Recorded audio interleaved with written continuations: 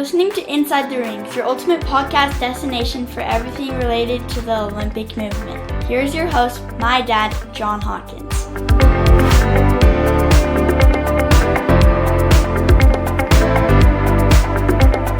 Welcome everybody to Inside the Rings, a podcast that takes you into the Olympic movement. I'm your host, John Hawkins, and today I'm really excited about our guest, Christian Klaue. He's the IOC Director of Corporate Communications, Public Relations, and Global Reputation. So Christian, welcome. Thank you. Glad to be here, John. Yeah, I'm excited to have you with us. We've been trying to schedule this for a little while, and you've been really patient with me, and you know, and vice versa. Don't forget. Well, yeah, your schedule has been busy lately, so it's been awesome. But thanks for being here. So tell me a little bit about your background and role. What is your journey that got you into this position as the Director of Corporate Communications? Well, that's a good question because it has a lot to do with passion. Because sport and the Olympic Games was always my passion. I was always into it, and I was also interested in sports politics from the very beginning. And this combination, I guess, was a very good fit for my career. Because look, I studied sports with a focus on communication in the Sports University of Cologne. And from there, I then became a journalist. And in my profession as a journalist, I reported a lot about sports politics. While, my friends and colleagues who joined at the time the company with me, the agency I worked for, SID Sports Information Services, which is like a news agency in Germany, fully focused on sports. And they went right into soccer. Right. And I said, well, okay, there are so many people doing soccer. I'm not a soccer player myself. I'm not too keen on soccer. So I'm more interested in, how it all comes together. And that's why I then became a specialist on sports organization, sports politics. And that's how I reported about the Olympic movement, about the IOC congresses, about the IOC sessions, about the decisions of the IOC. And then when I had the chance in 2009, I joined the National Olympic Committee of Germany, became their spokesperson, was that for Team Germany for 3 editions of the Olympic Games. And then my the president of the NOC of Germany, Thomas Bach, became IOC president. He asked me to join here, and I said, sure, I'm more than happy to do that and to serve you as well when you're in the IOC. And here I am. That's awesome. That's awesome. So what are the responsibilities of your role, and how do they contribute? Sorry, did I interrupt you? No, sorry, I interrupted you. I was too quick. No worries. And how does your role contribute to the mission of the IOC? Look, my role is twofold. I'm corporate communications and public affairs. So these are the 2 areas. Yeah. The 2 areas are very closely linked, and there's a lot of blend, if you want. But basically, on the corporate communication side, my job is a lot of protection, meaning I need to help protecting the IOC because there's a lot of attack which we are exposed to as a major organization. So that's criticism.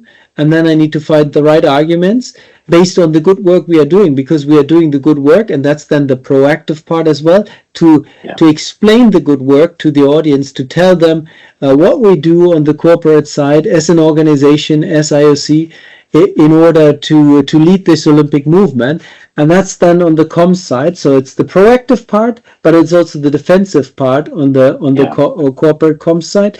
And on the public affairs side, it's the IOC is, for instance, a permanent observer at the United Nations. Not many people know that, but as permanent observer, we try to influence policy in the sense that sport is integrated in policies and can play its part as, for instance, important enabler for the UN Sustainable Development Goals, because in 2015, based on the work of the IOC and based on the advocacy of the work of the IOC, the United Nations declared sport as an important enabler for the United Nations Sustainable Development Goals.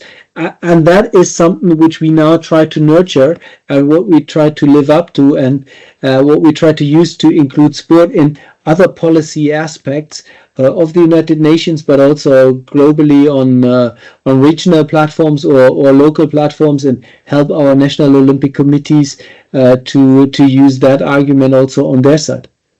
Awesome. That's awesome. You mentioned, kind of defending your brand and kind of defending the IOC. How do you manage the global reputation, especially when there's misinformation out there, about the games, about the IOC? How do you ensure that there's accurate reporting about the Olympics? I would say there's two elements to it. The first element is you can't ensure it. You really depend, if you're in my role, you really depend on third parties, because it's in the end the media and other stakeholders who are reporting about the IOC. What we can do is we can provide the information to the best of our ability, and make it accessible, and make sure that we are transparent as an organization, and that people can understand how decisions of the IOC are taken, why they are taken, and then agree or disagree. That's absolutely fine. But then there are moments where things come your way, and then you just need to be in the defensive mode, and that's what I meant. Like, for instance, at the games, it's always there are these moments in which a decision is taken or something happens which is unexpected, and then suddenly there's a lot of criticism, and then you need to explain, and in those moments you just need to, in the first place, try to have a consistent explanation. Why have you done what you have done, and why you are taking the approach you are taking, and consistency is key, right? I mean, we always say, once we can't hear our own arguments anymore, some people might hear our own arguments for the first time. Right? So that's why, don't get fed up by your own arguments, but repeat them, and don't think you need to change the arguments just because you have used them 3 times already. Just take the example, the IOC has gone through major reforms which are called Olympic Agenda 2020. These reforms were agreed by the IOC session back in 2014 it was. It took actually from there on 10 years for these reforms to be fully implemented and to be visible with the Olympic Games Paris 2024, because the Olympic Games Paris 2024 were the first Olympic Games which were fully delivered, were planned and delivered in line with these reforms, because all the other games before were awarded already before the reforms were agreed on. So now Paris was awarded, and LA as well, by the way, in 2017. So these were the games awarded after the reforms were established, and then they were planned and delivered according to the reforms. So that was really a long way. We had to explain these reforms for 10 years, and of course along the way many of the things became visible already.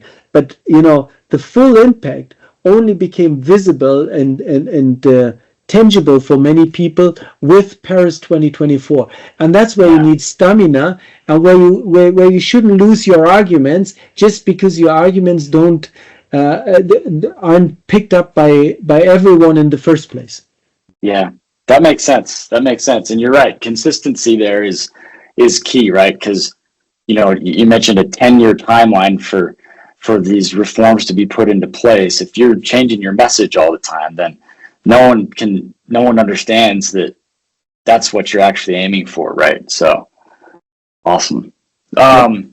And John, just Yeah. one other thing is, with my colleagues here, we very often say it's sometimes not about what is done, but what is avoided to be said or done. So in other words, our job is also to avoid the traps, to avoid the mistakes, and to make sure that we don't go in a wrong direction where we could end up in trouble. So steering the direction and seeing from a communications angle what is the consequence of a decision, and then anticipating that consequence and communicating or preparing via communication for the consequence, or avoiding that decision in the first place. So communications here in the IOC is very much integrated also in the decision-making process. So the communications element is always being considered. And that's very helpful, because communication plays an important role in the IOC, because of course the Olympic Games, as you know, are the biggest communications platform on earth, and therefore it's super important to think communication from A to Z when you start planning a project and when you go ahead. Yeah, absolutely right. So you're a global organization, and you have a lot of different audiences that look to you for information, the excitement around the games. How do you tailor communication strategies to engage with these diverse audiences across multiple cultures, multiple languages? It's got to be a tough job. Mm-hmm. Yes, it is a challenge, I would say. Now, if you look at the communications of the IOC, I'm responsible for the corporate communications. We have also a digital engagement and marketing team, and they do social media and they do our campaigns. And then we have Olympics.com. That's the team which is feeding the website. Which is one of the biggest, in particular at Games time. There is the app and the website. It's super successful, and we've started it with Tokyo to have one website for the Games. Before, we always had the Olympics website, and then we had a website for the organizing committee. We have stopped that. Now we have one place to go to, which is the website of the organizing committee and Olympics.com. That's all one.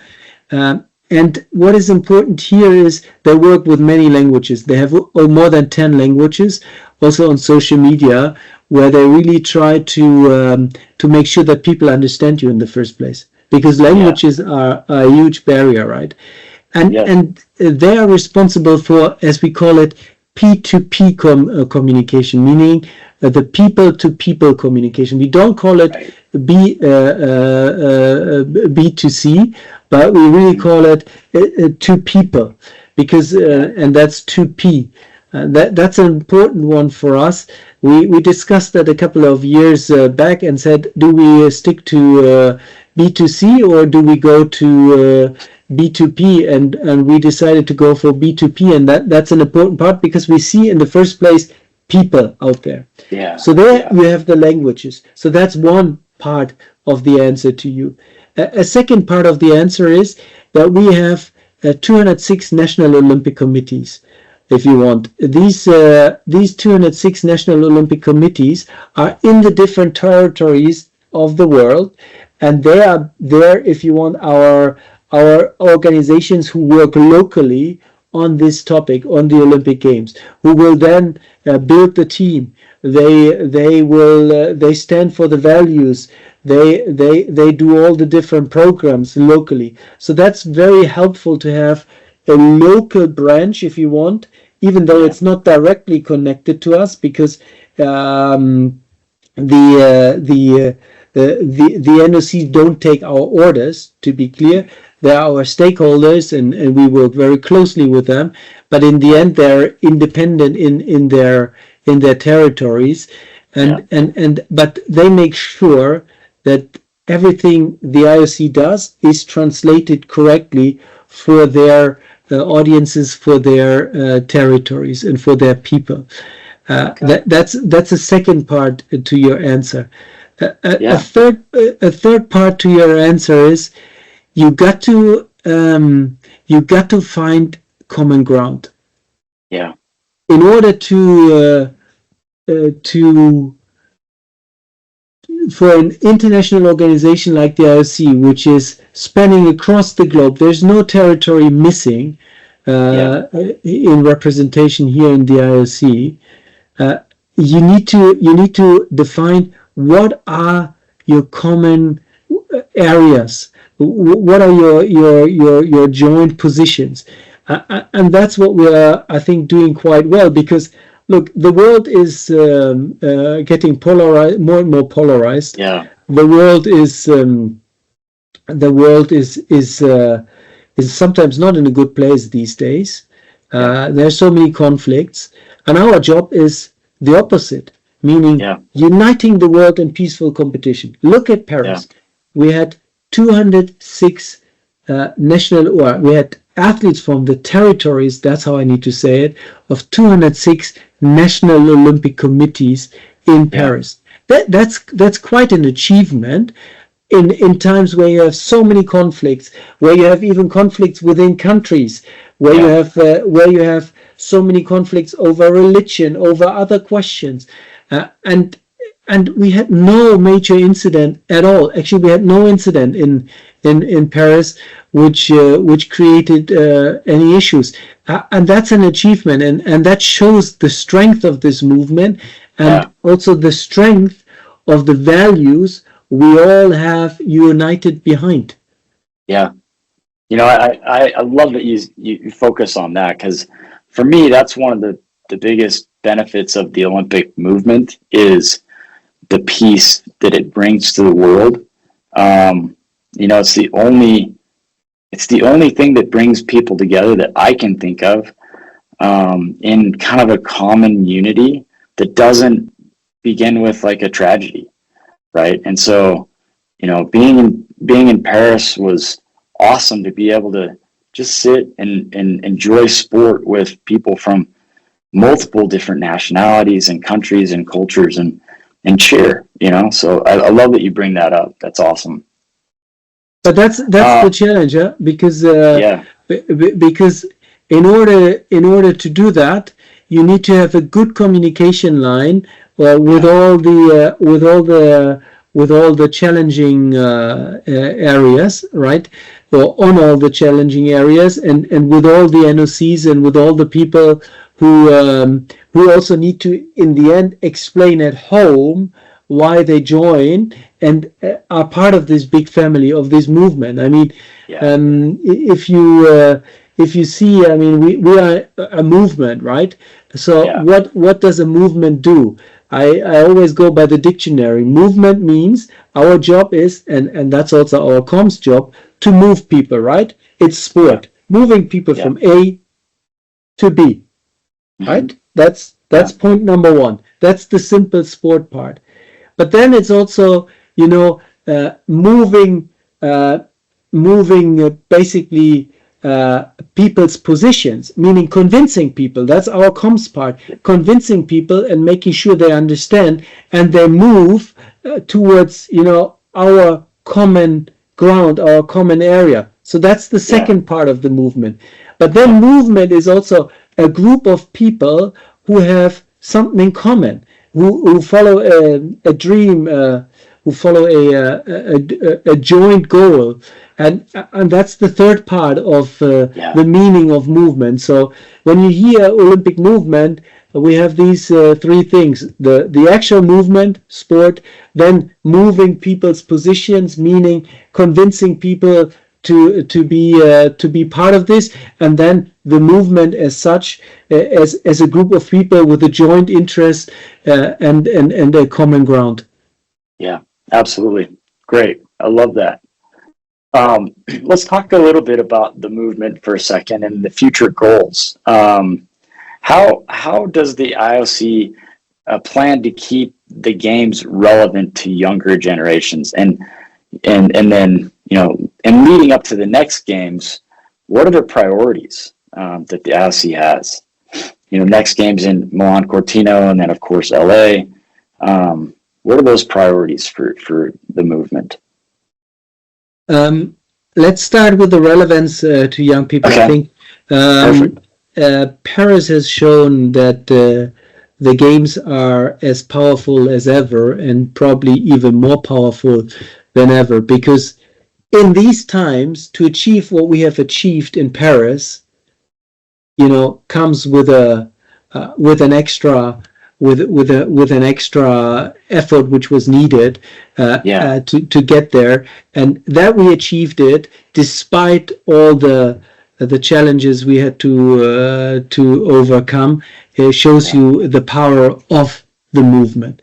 Now, how do we do that? Number one, with all the reforms we have done. The reforms really play an integral part of this. Part of the reforms is, for instance, to say the Olympic Games adapt to a city. So in other words, we make sure that people can use the Olympic Games and spread them out in their city and use them in their city to their benefits. It's not the other way around. The games don't need to, the city doesn't need to adapt to the games, but the games adapt to the city. Very important point, because that's a philosophical change which we have done with the reforms of Olympic agenda, which is important. Then we have changed the sports program. Look at some of the younger sports which were introduced to the Olympic Games, and it started in Tokyo. Sports climbing. We had for the first time breaking in Paris now. Sports climbing we had in Tokyo already. We had surfing in Tokyo for the first time. We continued here in Paris. We had skateboarding.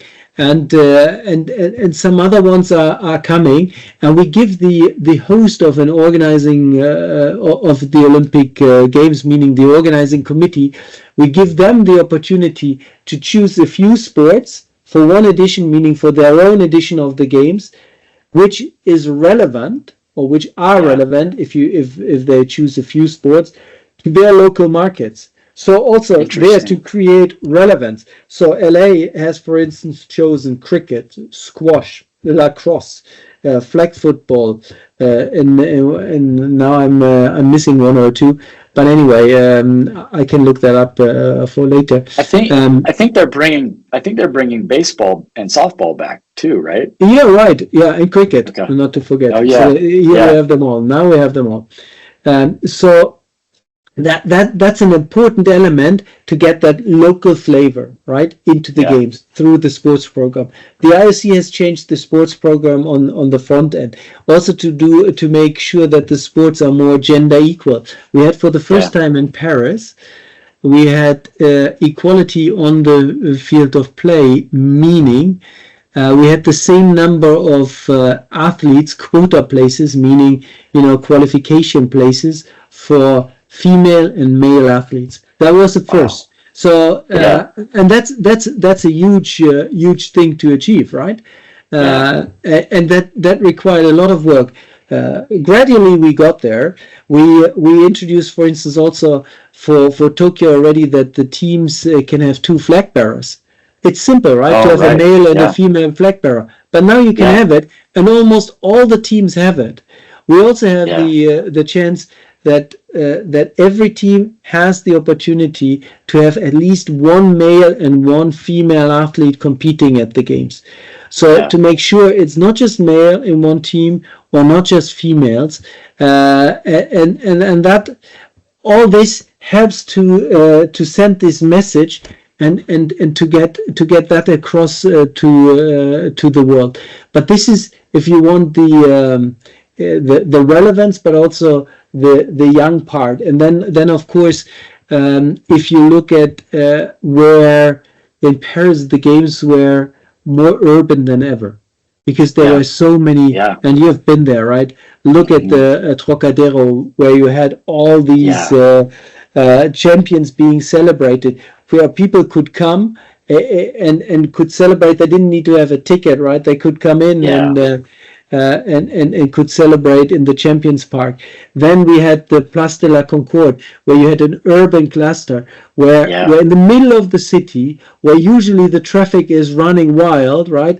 Suddenly you had basketball 3x3, you had BMX, you had skateboarding, you had all of this. Then you have the swimming in the sand. You have at the Eiffel Tower, you have beach volleyball just in the stadium behind. So really, Paris made it urban games in the middle of the city. The games went to where the people are. And our president always says, the good times, the old times are over, that sport can wait for people to come wherever it's happening. Now we need to go where the people are.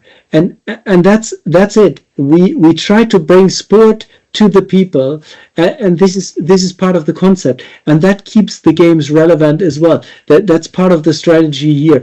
And then of course to make it sustainable Olympic Games, meaning to for instance make sure that the carbon footprint is as small as possible. Paris has done a brilliant job on that, because Paris had only they had cut the carbon footprint of past Olympic Games, the average of the two last editions of the Olympic Games, meaning Rio and London, by half. So that was the result of Paris 2024, so 50%. And that's entirely in line with a Paris Climate Agreement from 2015, which has nothing to do with the Olympic Games, but that's when the governments came together in Paris in 2015 and agreed that by 2030 the governments should cut the carbon emissions by 50%, and we have achieved that with the Games already by 2024 with Paris, and that's the work of the organizing committee and the ISC together. Yeah, that's awesome. You're right. The urbanality, I guess, I don't even know if that's a word, but the urban nature, I'll say, of the Paris Games was incredible.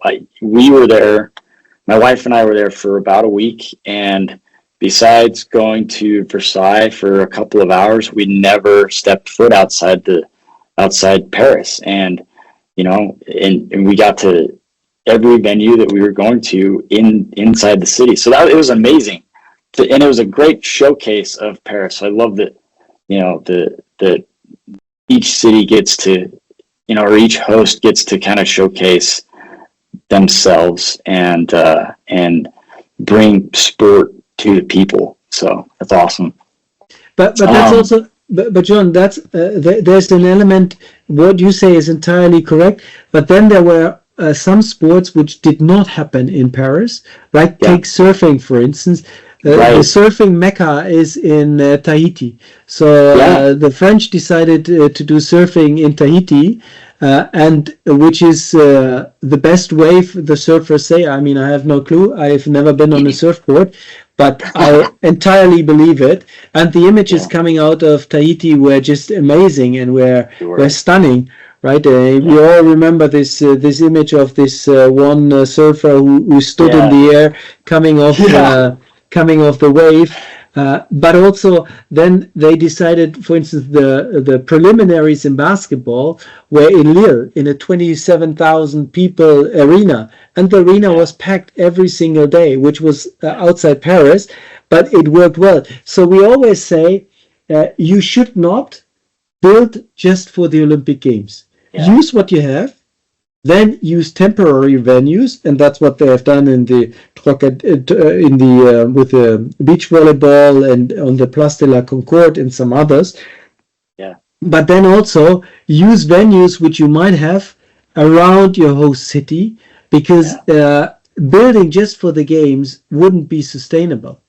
Yeah. That was maybe too much of this was done in the past, but in the future, definitely we are saying use existing venues, or look into temporary venues, or go outside the host city. And if you don't have it, even go outside the host country. And that's in particular relevant for some of the editions of the Winter Games, not for Salt Lake, by the way. There you have everything. But some other countries here in Europe wouldn't have everything, and then they could look outside their territory to host some parts of the games somewhere else. Yeah. It's amazing. It's amazing. So Maybe a couple more questions. You've been generous with your time, so I really appreciate it. Yeah. What's been your most memorable moment working for the IOC? Well, it's hard to say what is the moment, because there are so many moments. Every 2 years we have either Winter Games or Summer Games, for instance. So if you look that I've gone now through 5 editions of the games with the IOC, 3 with the National Olympic Committee, and 2 as a journalist. What I would say though is, when I look back, when I had the chance to march with the team into the opening or closing ceremony, that was definitely very impressive. Being there and coming into the stadium, seeing the crowd, and being into the tunnels of the stadium before the opening ceremony, waiting there, having this anticipation, hearing the crowd out there, hearing the national anthem being played, hearing the Olympic anthem being played before we come into the stadium and onto the pitch. That was quite amazing. So that was the part when I was with the National Olympic Committee. But for the IOC, I always say, while there are many memorable moments, but for me, the moment is the closing ceremony. And I tell you why. It's not the opening ceremony for me, but it's the closing ceremony. Because there's one element in the opening ceremony and the closing ceremony which people might not know about. In the opening ceremony, when you see the parade of athletes, right, and the parade of teams, they all come in individually. The teams behind their flag. Right. That's the opening ceremony. And then there's an element in the closing ceremony when all the teams come in, but they don't come in behind their flags anymore. Right. All the flags come in together, and then all the athletes come in together. Because within the 2 weeks, things have changed. We go back to the movement. There was a movement. Now they're all united, They're united and mixed up. They're mingling. They're colorful. They are not having all the same uniforms and standing next to each other, but they have all different uniforms, and these uniforms and these people are mixed. And that's why I think I like the closing ceremony when all the flags are there all together, and then all the athletes come into the stadium. And then it's also a sense of accomplishment which comes with the closing ceremony. Relief, accomplishment. You're tired. You're damn tired, right? And and you wonder how you managed the last 3-4 weeks without sleeping. But you go home and you still don't fall asleep right away because you continue thinking about it. So I would say the closing ceremonies are for me the moments which I remember most. That totally makes sense, and you're right. I don't think people have noticed that. I think in the U.S. this last time with Paris, they really emphasized that point to showcase that you're right. We have changed as a world. We've come together in unity where we were our own separate nations before, and so I love that call out. So Christian, where can people find you on social media? Well, I'm trying to tell people what we do here in the IOC on my accounts, and I'm doing that because I'm convinced that people want to talk to people, right? We have big IOC institutional accounts. We have IOC Media on X. We have on LinkedIn an institutional account, and we are about to open a WhatsApp channel. And we have dozens of accounts which are B2P, what I talked about before, meaning the business to people, where the Olympics talk. But when it comes to corporate communication, it's even more important that this information is coming from people, because it's institutional communication, and as a person you can translate it just slightly more nuanced. and I'm on LinkedIn, I'm on X, I'm on Threads, I'm on Facebook, I'm on Instagram. I think I'm on every common platform. I'm even on Blue Sky.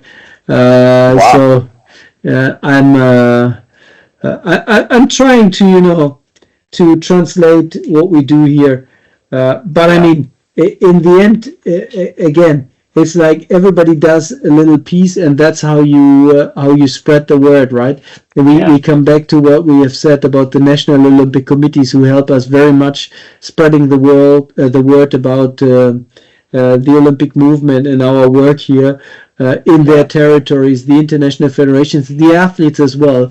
But of course, not always, the institutional part, but more the the emotional part when it comes to athletes. But the NOCs and the international federations, meaning the federations, the sports federations who run their sports, help us doing the job on the institutional side. And yeah, that's how we do it. Love it. Well, thank you so much for being with us today. I really appreciate your insights, the conversation that we've had, and I'll continue to follow you on these platforms and urge my listeners to follow you as well. Just so you know, Christian is a phenomenal follow on LinkedIn.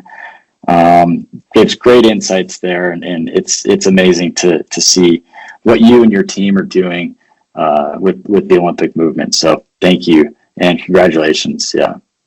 Thank you, John, for your time here, and thank you for all your enthusiasm which you have there in Salt Lake City. I mean, we were there just a couple of weeks ago, and I have to say, wow, I haven't been before, but I left and I said, wow. I mean, so much love, so much passion, and I think your mayor said it well when she said the Olympics are in the DNA of Salt Lake. When we had this reception there, and you can feel it wherever you go, and the legacy there. It's just amazing. It's for sure one of the best Olympic legacy stories I have personally witnessed, and I haven't witnessed all of them. So let's be clear here. But definitely, I can only say chapeau, well done, and keep up the good work. And I hope I will still be around when 2034 comes, and I'll have the chance to come to Salt Lake City, Utah, and to Park City, and all the other places where you will host some of the events. Looking forward to it. For sure. Awesome. Well, thank you so much. And thanks for listening, everybody. And we'll talk to you soon. See you soon. Ciao. Ciao. Thank you for listening to this episode of Inside the Rings. We encourage you to rate and share the podcast. And if there is any topic you would like us to cover, leave us a comment. See you next time.